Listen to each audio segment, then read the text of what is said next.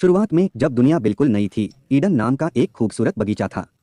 यह सबसे रंग बिरंगे फूलों, सबसे रसीले फलों और सबसे चहचहाते पक्षियों से भरा हुआ था।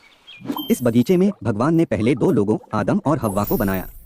बगीचे में जीवन, खेल और आनंद के कभी न खत्म होने वाले दिन जैसा था।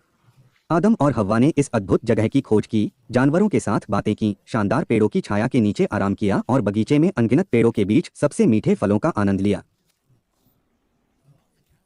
अच्छे और बुरे के ज्ञान का पेड़ बाहर खड़ा था। परमेश्वर ने आदम और हव्वा को केवल एक ही नियम दिया था, इस पेड़ का फल मत खाओ। लेकिन जिज्ञासा एक शक्तिशाली चीज है। एक दिन एक डरपोक सांप हव्वा के पास आया। यह एक आकर्षक विचार फुसफुसाया, फल खाओ और तुम भगवान के समान बुद्धिमान हो जाओगे। आपको अच्छे और बुरे के बीच का अंतर पता चल जाएगा।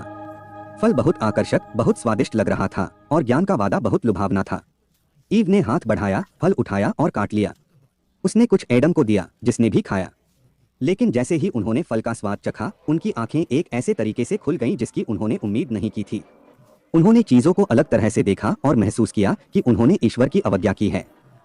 उन्हें डर और शर्मिंदगी महसूस हुई, ऐसी भावनाएं जो उन्होंने बगीचे के आनंद में कभी नहीं देखी थीं। जब परमेश्वर को पता चला कि उन्होंने क्या किया है, तो वह उनकी अवज्ञा से बहुत दुखी हुआ। परिणाम स्पष्ट था, वे अब अदन में नहीं रह सकते थे। गार्डन छोड़ना कठिन था। अदन के द्वार उनके पीछे बंद हो गए और पहली बार उन्हें जीवन की कठोरता का दंश महसूस हुआ। ईडन के बाहर दुनिया उबड़-खाबड़ और जंगली थी। आदम और हव्वा को शुरू से ही सब कुछ सीखना पड़ा, भोजन कैसे उगाना है, आश्रय कैसे बनाना है और तत्वों से कैसे बचना है। जीवन अब आनंददायक खोजों की श्रृंखला नहीं, बल्कि अस्तित्व के लिए संघर्ष था। इस नई दुनिया में उन्होंने जीवन के पूर्ण स्पेक्ट्रम, खुशी और दुख, सफलता और विफलता, जन्म और मृत्यु का अनुभव किया। वे माता पिता बन गए, ऐसे बच्चों का पालन पोषण करना जिनका आगे चलकर पूरे देश में अपना परिवार फैलेगा।